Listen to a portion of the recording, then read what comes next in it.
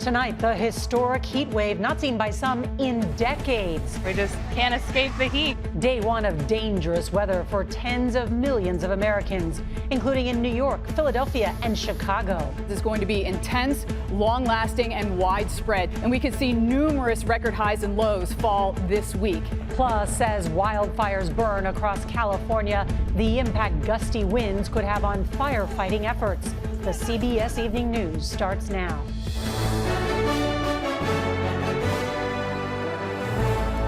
More than 80% of the country is facing scorching temperatures this week. From Arizona to Maine. Good evening, I'm Nora O'Donnell, and thank you for being with us. Summer won't officially begin until Thursday, but you wouldn't know it if you were outside today in these sweltering conditions. We're talking about 265 million Americans that will see temperatures hit 90 degrees this week. This massive heat wave covers nearly half the country, with 21 states under excessive heat warnings or advisories. Heat emergencies have already been declared in Boston and right here in Washington, D.C. And get this, more than 100 record highs are set to be challenged before the weekend. Meanwhile, California is once again battling dangerous wildfires. Near Los Angeles, strong winds and dry conditions are fueling the largest fire in the state so far this year. We have team coverage of tonight's big stories. CBS's Tara Molina will start us off with these brutal temperatures. Tonight, a major heat wave is underway for millions. Excessive heat warnings are in effect all week long from Detroit to Bangor, Maine, with feels-like temperatures well into the 90s and hundreds. The city of Pittsburgh could see its hottest 5-day stretch in 30 years, with temperatures soaring up to 95. Some schools in New York are sending kids home early because of the sweltering heat. Not much you can do. The school doesn't really have air conditioning. It's not fair to the kids or staff to be in there when it's this hot. In central Massachusetts, public schools will finish the school year early because of the heat. Their last day is tomorrow. Elevated humidity levels in the Northeast will add to the misery. New York City is expected to be one of the hottest, with the heat index close to 100. This is extremely hot for June, and New Yorkers should not underestimate the heat. Here in Chicago, temperatures already hitting the 90s. Food truck worker Emmanuel Ramos is dreading the week to come. I don't really like the hot, so this is going to be very painful for me, but I'm going to have to do what I have to do.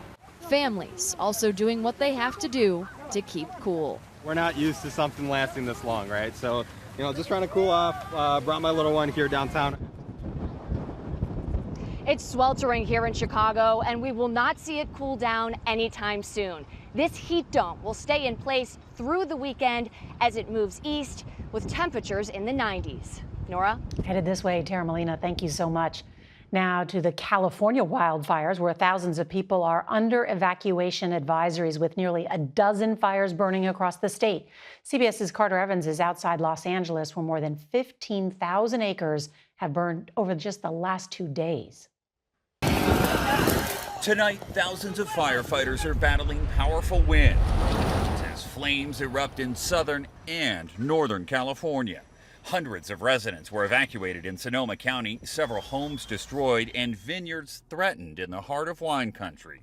This fire, 60 miles north of Los Angeles, is the largest so far this year and briefly shut down one of California's busiest highways, Interstate 5. The ground is so dry and the winds so strong, it's now exploded to nearly 16,000 acres, destroying an auto repair shop and torching all these cars in just 10 minutes. As the wind picks up again, a massive firefight from the air. Water drops, retardant, as hotshots battle on the ground to keep these flames from roaring back to life. All this happening with the surrounding hillside still deceptively green. They are dried out. That wind and that high temperature has dried those out, so they're ripe for burning. We're told many of the cars in this lot were here for repairs. They are all destroyed. That high wind red flag warning is now in effect through Tuesday, and the cause of this fire, Nora, is still under investigation. Carter Evans, thank you so much. Israel's military paused its fighting for 11 hours along a crucial supply route in southern Gaza today, and it says it plans to do the same thing every day as part of a tactical pause to increase the flow of desperately needed aid. Now, the move comes as Prime Minister Benjamin Netanyahu dissolved his influential war cabinet, CBS's Chris Livesay reports on these new developments tonight from Tel Aviv. It was a coalition of rivals meant to sow unity in Israel after the Hamas attacks of October 7th and the conflict that followed in Gaza. Last week, that changed when Benny Gantz, the leading moderate opponent of the prime minister, left the war cabinet over the absence of a day-after plan for Gaza. The war cabinet now dismantled. That leaves Netanyahu only with the hard right as the linchpin of his support. The shakeup comes after Israel announced a tactical pause in the fighting, limited to 7.5 miles of this road in the Rafah area, during daylight hours only, to allow more aid for displaced people like Ibrahim Shaban al-Dadu. There's no aid, medicine, food, or water coming in, and even the sick people can't leave, he tells our CBS News team in Gaza. We're isolated from the world. But if this pause holds, it could at least address some of these overwhelming needs as the offensive continues in Rafah.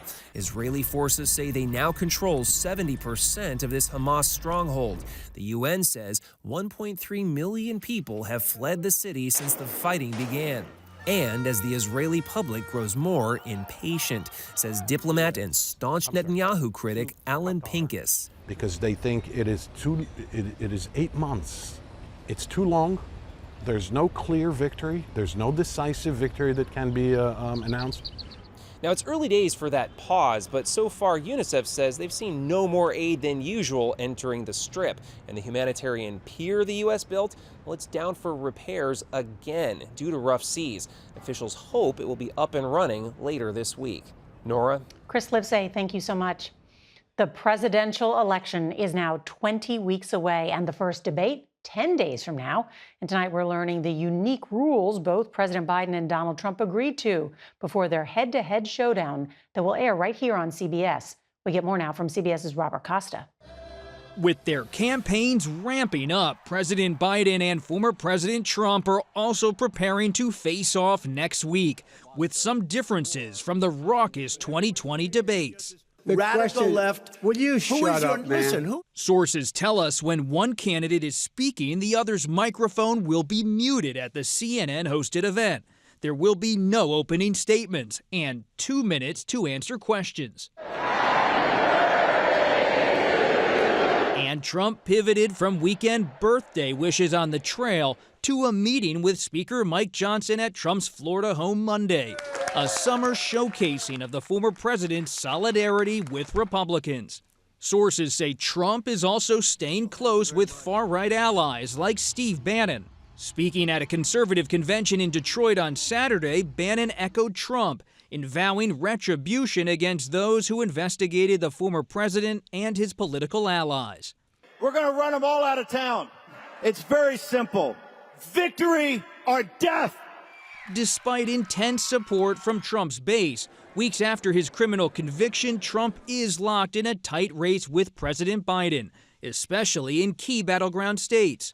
Biden advisors privately say putting Trump's conduct and American democracy front and center is a necessary strategy.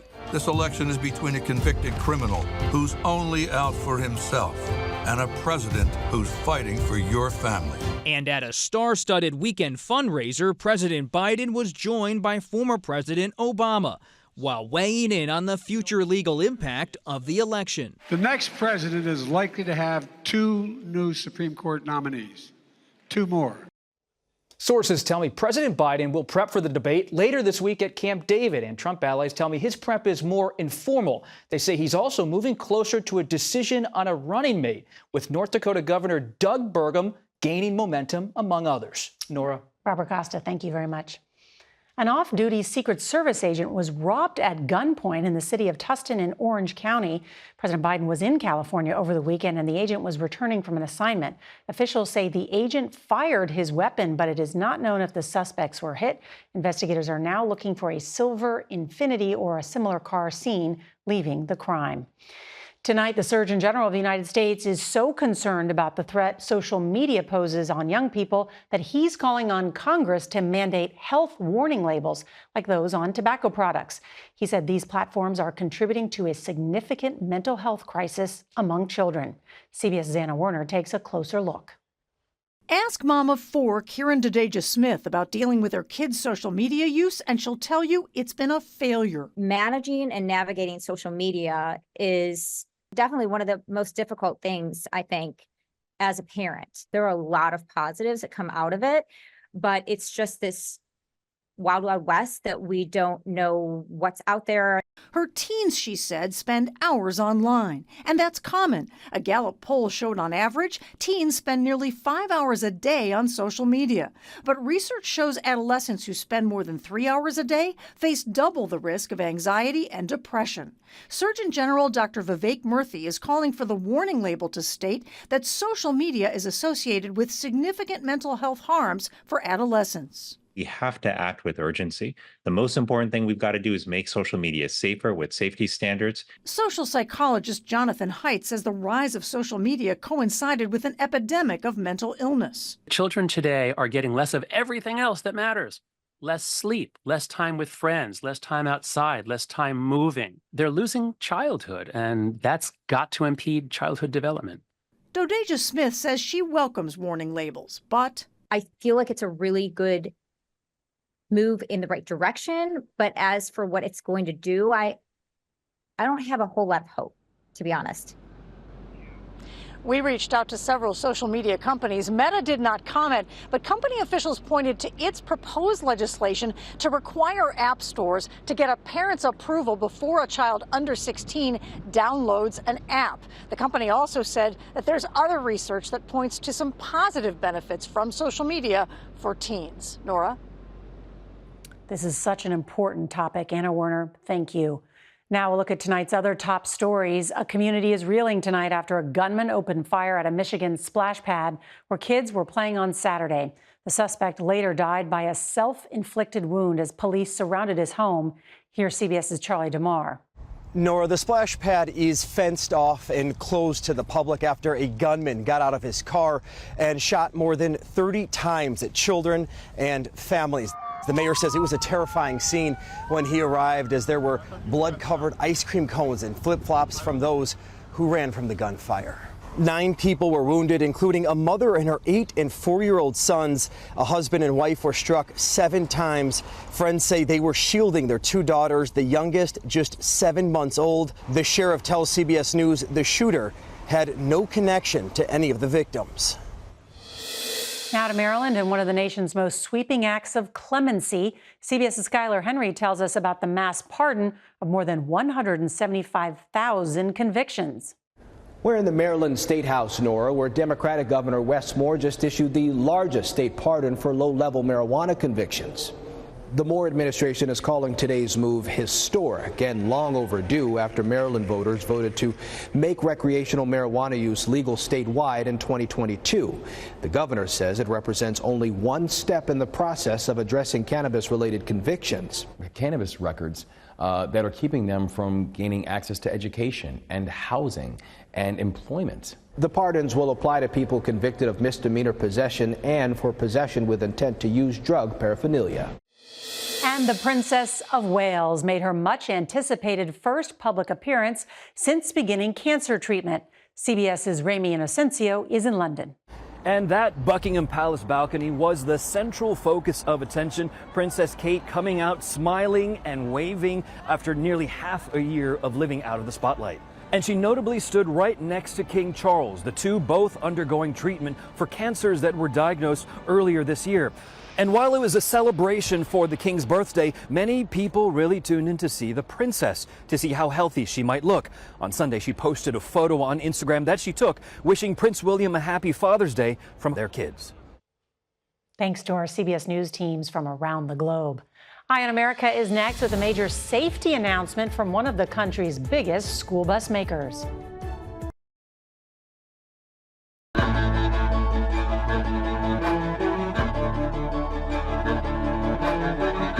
On any given school day, more than 25 million kids ride a school bus.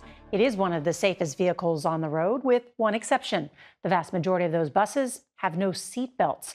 But that's about to change, as CBS's Mark Strassman reports in tonight's Eye on America. Trouble is seconds away for these happy riders, suddenly bouncing around their school bus like sneakers in a dryer. Most of America's 500,000 school buses have no seat belts. Accident videos show the impact. Doug Williamson has to live it. Heart was just crushed. Even today. Today. His sister, Jennifer Williamson Kennedy, a 5th grade teacher, was killed in a school bus crash in 2018. The bus had lap belts, but not the much safer 3-point safety belts. If they were all had safety belts that day, it would have been a better outcome. Certainly would have had a better chance. Yes, yes. We watched this crash test in Indiana. A box truck moving 40 miles per hour hurtles into a stationary school bus.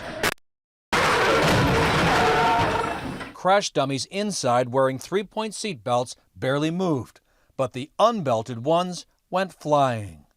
Over one 10-year period, 1,110 people were killed in school bus crashes, an average of 111 people a year. Because of that, 8 states have laws on the books requiring seat belts on new school buses. It is horrific to watch those small bodies flying through the air. In 2015, Mark Rosekind, then administrator of the National Highway Transportation Safety Administration, or NHTSA, recommended a first: seat belts on school buses. Many in the industry fought back, especially about the cost, about $8,500 per bus.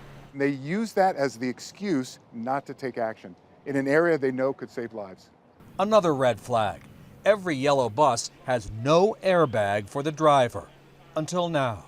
This is an industry first time that there's been 3-point lap shoulder belts as standard equipment. Britton Smith's the president of Bluebird, a major bus manufacturer. Starting this fall, its new buses will offer 3-point seat belts for every passenger, and next year, a driver airbag at no extra costs. The safety advocacy groups and safety agencies have been calling for it for years, and Bluebird is finally answering the call. Remember, only 8 states mandate seat belts. Rosekind's hoping Bluebird's change clicks for every bus maker. This should be a gauntlet. This should be the standard. A milestone for the industry, starting a long ride to a safer future. For Eye on America, Mark Strassman in Westfield, Indiana. Sounds like a good idea, right? Well, 2 major stock indexes hit all-time highs today. That's straight ahead. Officials in Georgia are investigating a terrible fire that killed 6 people today near the city of Noonan. That's about 40 miles outside of Atlanta. The victims range in age from just 6 to 74 years old. 5 other people were injured, some seriously. Big gains in the tech industry pushed stocks into record territory today. The S&P 500 and NASDAQ both climbed to all-time highs. The Dow was also up, but ended the day below its record high. Heart of America is next with a mom who founded the summer camp of her daughter's dreams for some very special kids. This portion of the CBS Evening News is sponsored by Iberogast, 6 digestive symptoms, the power of nature.